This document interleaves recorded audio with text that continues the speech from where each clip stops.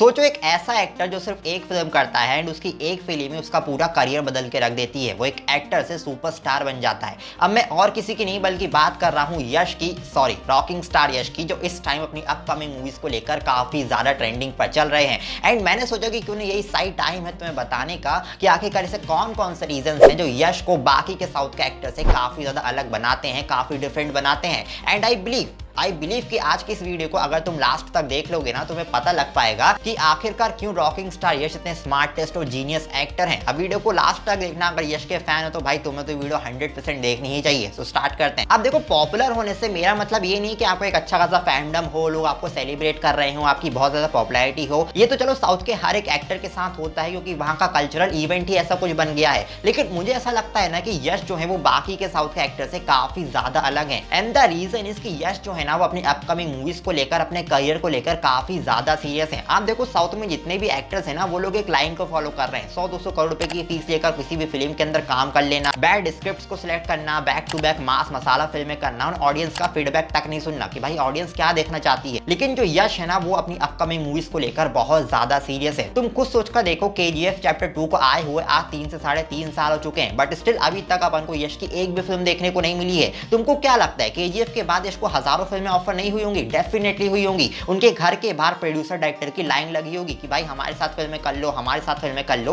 But फिर भी यश ने सिर्फ 2 फिल्मों को साइन किया क्योंकि उस बंदे को पता था कि जब मेरा करियर पीक पर पहुंच चुका है तो आखिरकार मुझे कैसी फिल्में करनी चाहिए जिससे ऑडियंस भी डिसअपॉइंटेड ना हो और मेरे करियर में एक अच्छा खासा पुश भी मिले। क्योंकि अगर आप दूसरे साउथ के एक्टर्स को देखते हो ना, तो भाई उन्होंने अपने टाइम पर बड़ी बड़ी फिल्में तो हिट दी हैं, लेकिन उसके बाद उन्होंने जितनी भी फिल्में की हैं वो सारी की सारी बॉक्स ऑफिस पर डिजास्टर साबित हो गई हैं। प्रभास का एग्जांपल लेते हैं अपन। बाहुबली जैसी इतनी बड़ी ब्लॉकबस्टर फिल्म देने के बाद प्रभास ने 3 बड़ी फिल्में करी, लेकिन तीनों की तीनों फ्लॉप हो गई। जूनियर NTR ने RRR के बाद 2 फिल्में करी और वो दोनों ही फ्लॉप हो गई। रामचरण ने भी RRR के बाद 2 बड़ी फिल्में साइन करी, लेकिन वो दोनों ही फिल्में फ्लॉप हो गई। लोगों ने कितना ज्यादा ट्रोल किया था उनकी फिल्मों को। थालापति, विजय कमल, हसन, सूर्य, रजनीकांत जैसे एक्टर्स ने भी अपने टाइम पर बहुत बड़ी बड़ी फिल्में करी, लेकिन उसके बाद उनकी जितनी भी फिल्में आई हैं वो सारी की सारी फ्लॉप हो गई। क्योंकि ये जो एक्टर्स है ना, वो अपनी अपकमिंग मूवीज को लेकर बिल्कुल भी सीरियस नहीं है। रैंडम जो फिल्में करते हैं ये लोग। एंड यहीं पर मुझे यश बहुत ज्यादा इंप्रेस कर देते हैं क्योंकि वो अपनी अपकमिंग मूवीज को लेकर काफी ज्यादा सीरियस है। क्योंकि यश ना सिर्फ फिल्मों से पैसा नहीं कमाना चाहते, बल्कि उनका माइंडसेट ऐसा है कि आखिरकार वो ऐसा क्या करे जिससे उनके करियर के साथ साथ फिल्म इंडस्ट्री को भी एक ग्लोबल पुश मिल सके। वो फिल्मों से पैसा तो कमाए ही, साथ ही वो इंडियन फिल्म इंडस्ट्री के अंदर भी एक रेवोल्यूशन ला सके।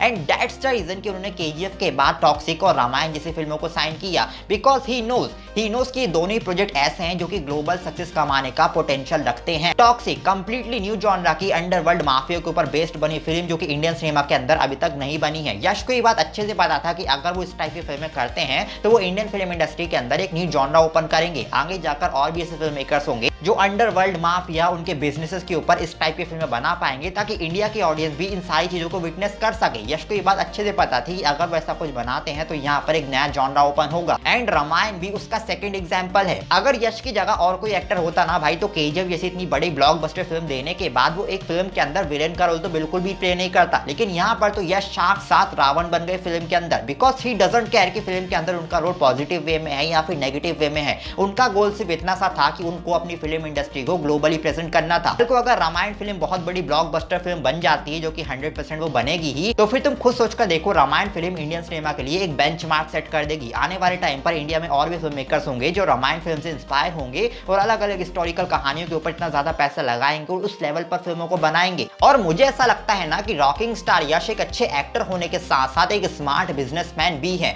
जहां कुछ एक्टर 100-200 करोड़ रुपए की फीस लेकर हल्ला मचाने लग जाते हैं ना, तो भाई वहीं दूसरी तरफ यश एक ऐसे एक्टर है जो आने वाले टाइम पर 1000-1500 करोड़ रुपए यूं ही कमा लेंगे। बताता हूं कैसे। यश ने अपनी खुद की प्रोडक्शन कंपनी स्टार्ट की है जिसका नाम है मॉन्स्टर माइंड क्रिएशन। एंड वो टॉक्सिक, रामायण दोनों ही फिल्मों के को प्रोड्यूसर भी बन गए हैं। यानी कि अगर आने वाले टाइम पर ये दोनों ही फिल्में बॉक्स ऑफिस पर अच्छी खासी सक्सेस कमा लेती है ना, तो यश को बॉक्स ऑफिस कलेक्शन से एक अच्छा खासा हिस्सा भी दिया जाएगा, क्योंकि उन्होंने प्रॉफिट शेयरिंग डील साइन की है इन दोनों फिल्मों के लिए। एग्जाम्पल के लिए अपन रामायण को ले लेते हैं। अगर रामायण का पार्ट 1 ग्लोबली 4-5 हजार करोड़ रुपए कमा ही लेता है, अब हालांकि मेरी प्रेडिक्शन तो नहीं है, मैं आपको एग्जाम्पल के लिए बता बता रहा हूँ, अगर रामायण का पार्ट 1 ग्लोबली इतना ज्यादा पैसा कमा लेता है ना, तो यश को, सिर्फ अकेले यश को ही 400-500 करोड़ रुपए का हिस्सा दिया जाएगा। और ये तो मैंने सिर्फ आपको पार्ट 1 का बताया। अगर Ramayan part 1, part 2 and Toxic का मिलाकर देखा जाए ना, तो अगर ये तीनों ही फिल्में बॉक्स ऑफिस पर ब्लॉकबस्टर हो जाती हैं, तो यश को नहीं भी तो भी 1000 से 1500 करोड़ रुपए का प्रॉफिट तो होने ही वाला है। एंड ऐसा भी नहीं है कि यश फिल्म इंडस्ट्री को एक बिजनेस मॉडल की तरह देखते हैं या फिर वो पैसों के लिए फिल्में करते हैं, बल्कि फिल्मों के अंदर वो बहुत ज्यादा इन्वॉल्व भी रहते हैं। प्रोडक्शन कंपनी से लेकर फिल्म की राइटिंग तक, स्क्रीन प्ले तक के अंदर भी यश की इन्वॉल्वमेंट होती है। टॉक्सिक और केजीएफ जैसी फिल्म के अंदर तो फिल्म का स्क्रीन प्ले एंड डायलॉग्स तक यश ने लिखे हैं।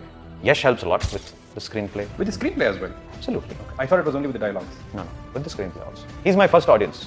Whenever I tell him that this scene works, if he has a smile on his face, it'll work. Then he'll say, okay. Plus वो अपनी फिल्मों के अंदर डेडिकेशन के साथ काम करते हैं, फिजिकली अपने आप को फिट करते हैं ताकि वो उस कैरेक्टर को सही तरीके से पोर्ट्रेट कर सके। टॉक्सिक के अंदर तो उन्होंने अपनी बियर्ड तक को ट्रिम कर दिया, जिसको उन्होंने सालों से ट्रिम नहीं किया था। सोचो इतना बड़ा सेक्रीफाइस कर दिया उन्होंने। और अगर बॉलीवुड में तुम किसी एक्टर से थोड़ा सा वेट लॉस करने के लिए बोल दो ना, तो भी इनकी जान पे आ जाती है। इनकी फिल्मों के अंदर तो बॉडी तक इनको सीजीआई की मदद से बनानी पड़ती है। सो ओवरऑल मेरे कहने का मतलब सिर्फ इतना ही है कि यश एक प्रोफेशनिस्ट एक्टर है, वो अपने काम को बहुत डेडिकेशन के साथ करते हैं। एंड यही सारी चीजें हैं जो कि यश को एक बहुत अच्छा एक्टर बनाती है। अब आई नो कि इस वीडियो के अंदर मैंने यश की बहुत ज्यादा तारीफ वगैरह कर दी है, तो प्लीज इसको गलत वे में मत लेके जाना कि मैं उनका पीआर वगैरह कर रहा हूँ। मैं सिर्फ आपको सिर्फ अपने पर्सनल ओपिनियंस बता रहा था कि मुझे क्या लगता है यश के बारे में। बाकी आपको इसके ऊपर क्या लगता है नीचे कमेंट करके जरूर से बताना। एंड आप यश के फैन हो भी या फिर नहीं, वो भी नीचे कमेंट करके जरूर से बताना। एंड वीडियो पसंद आई हो तो वीडियो को लाइक करके चैनल को भी सब्सक्राइब कर देना ऐसी और इंटरेस्टिंग वीडियोस के लिए। बाय।